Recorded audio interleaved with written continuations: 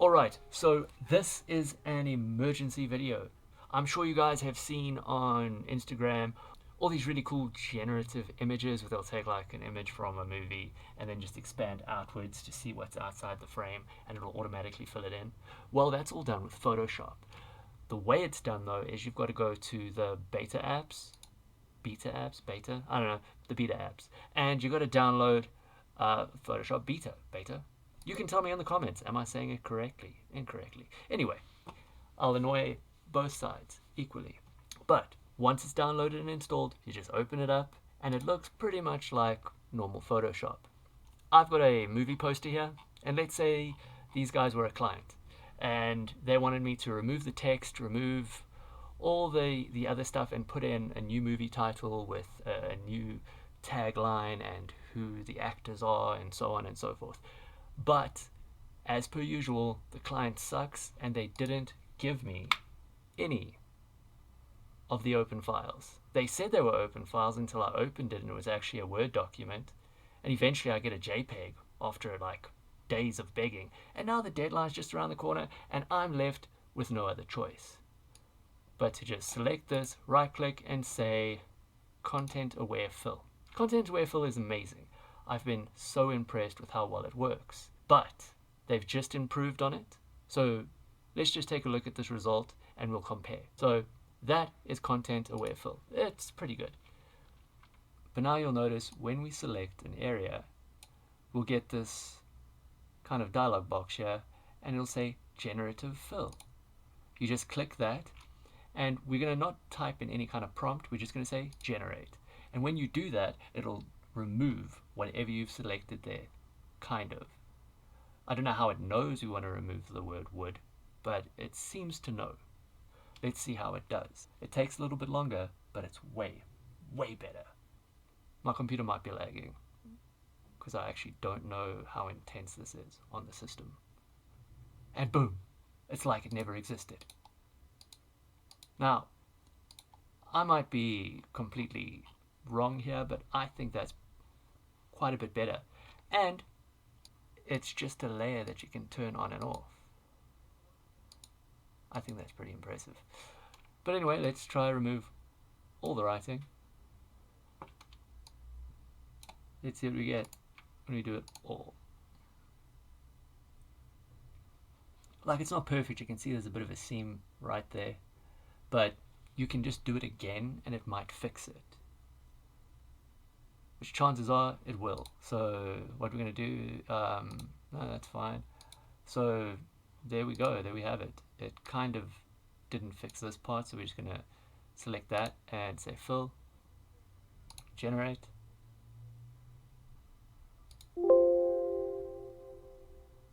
I'm so impressed.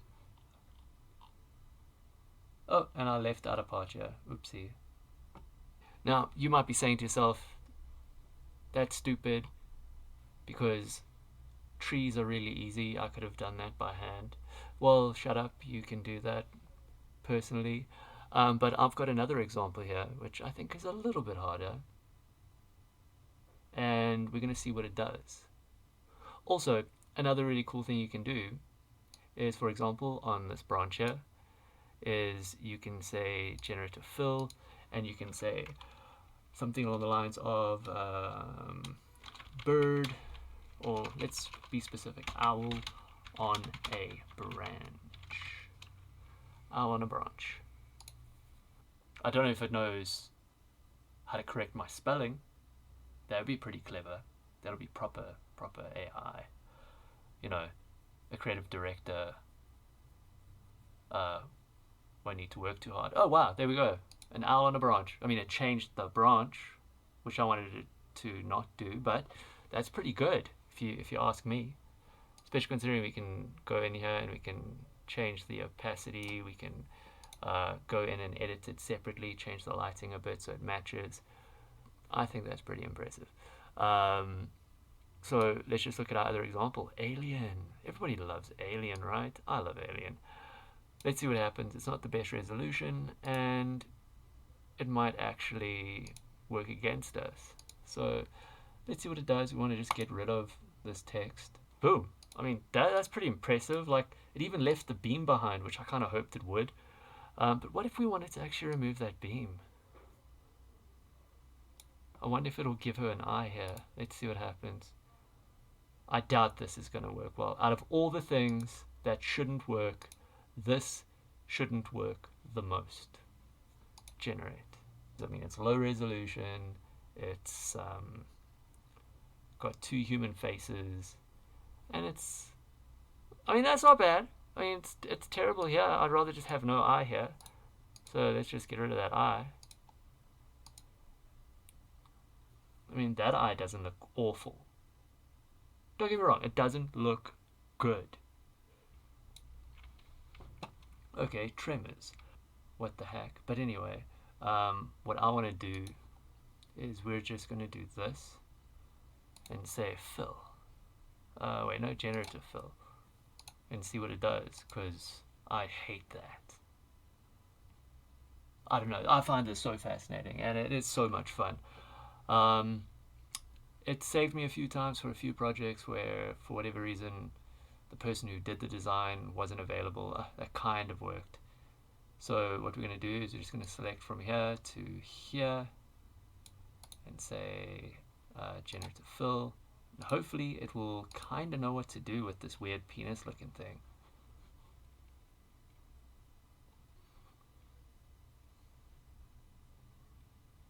And when we're done, we can put in our own movie title. It's going to be great. What would you call a movie with a poster like this?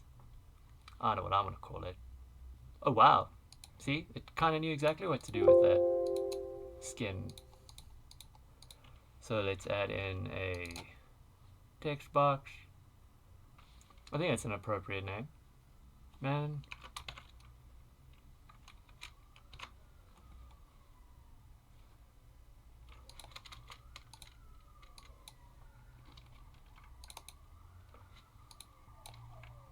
We'll make it something scary like impact.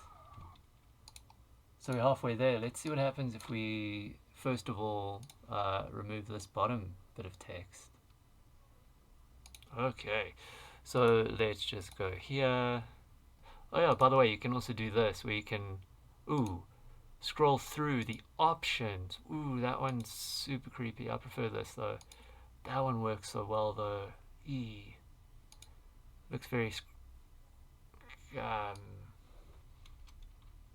very human skin like and creepy, like old person something wrinkly. Oh yeah, generative fill. Let's see what it says. Ha! Cool. Okay, I just gave it a bottom. That's dope. Okay, so what we're gonna do is let's just do this. Cool. We'll just bring this inwards. Yeah, so one big thing, AI has no idea what to actually do with text. It seems to be a weird problem that all AI seems to just have when it comes to generating images. I mean, one day we'll get like these perfect logos out of it. So now we've got this beautiful poster for the Forbidden Fleshlight. Come on. There we go.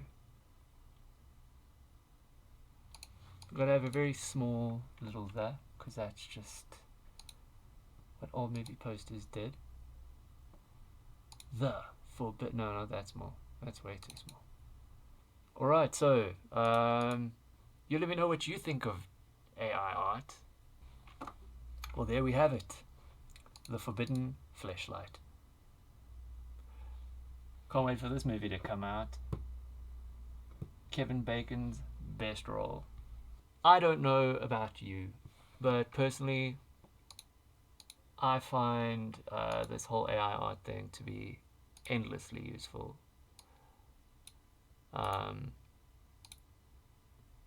Personally, I don't think there's going to be much out there that's going to really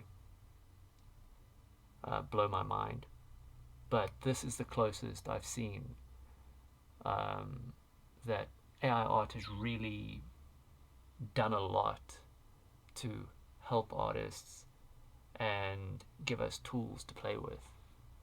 So whether or not you love AI art or hate AI art, I believe that there's a lot of space for tools to be made that'll make designers and artists' life a lot easier. Personally, I think the automatic generation of art is really great for quickly mocking up ideas and putting your ideas on paper in a way. It's kind of like creating quick mood boards. I've yet to see anything that someone has made with AI that took a lot of direction to make. It's getting there. I have seen it, especially with the in painting. That makes a huge difference. But I've yet to see anybody create an artwork that I thought I would paint. Copying another person's style or whatever using AI art, I'm not impressed by. I wouldn't pay for it, because generally when I like an artist, I'm paying for their artwork, not some other person's AI generated nonsense. So if I'm going to get a commission, it better be from the artist who I like, because that's where the actual value of the art is. It's in the artist. And when it comes to a designer, if you can't direct a designer or direct an animator for that fact, he's not going to be a very good designer or animator. So these people that are trying to get jobs doing AI art for big studios and stuff are going to start falling short when people say, hey, can you reproduce this thing that you did in your portfolio? And they go, let me see what I can do, and they whip out something random with AI. People are going to lose their minds and fire them, because they're not able to take direction that's given to them and really apply it, because they're kind of hoping they'll get lucky, if that makes sense. And that is getting better, don't get me wrong. One day maybe someone's going to be able to direct AI in such a way that it becomes competitive. But right now, it kind of just creates mass-produced garbage. If you can actually send me an example of something that'll blow my mind and make me think that the world's going to end, please do. But for now, I think the only issue I have with AI art is the fact that it uses people's art to any degree, even if it is just as a reference, as you say. But it's not really. It's actually sourcing the art as data. That data is your data. It is not allowed to use your data without your permission. I kind of view it the same way that I do when somebody takes a piece of your artwork, or takes your artwork or your video that you put on YouTube and copies it and puts it up on their website to say that this is their portfolio, that this is their showreel. It makes them, first of all, look like they did the work, because that's what they're trying to do, but it also means that they're lying, and they're going to tarnish your reputation in a way, maybe, I don't know. But the bad part is that suddenly your work is being put out there in a false light, and that's not fair. I know plenty of artists have had their work actually stolen. I mean, I wouldn't equate it to AI art using your artwork to create derivatives, but I understand that's kind of how it feels. Anyway, that's enough of that. Let me know in the comments if you're excited about AI art, what kind of tools you would like to see improved by AI art, and also if you're scared of AI art and where your concerns lie. Let's talk some more. Cheers, everyone. Stay creative. After I get it, I reinvest. After I get it, I reinvest.